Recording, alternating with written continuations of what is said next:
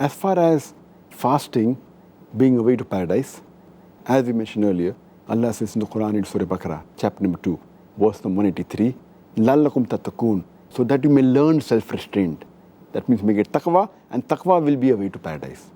Therefore, Allah says in the next verse, Surah Baqarah, chapter 2, verse 184, fasting is better for you if you only knew it. That means it's better to fast.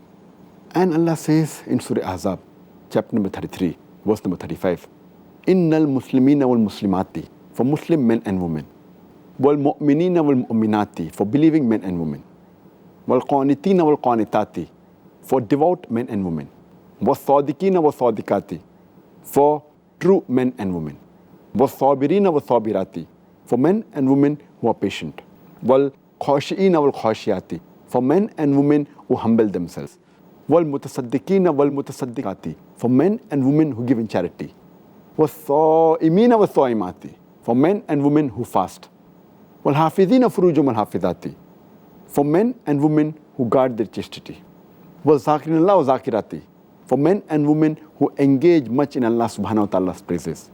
أَعَدَّ اللَّهُ لَهُمْ مَغْفِرَةً وَأَجْرًا عَظِيمًا. For them, Allah has prepared forgiveness and ample of reward. This reward is Jannah.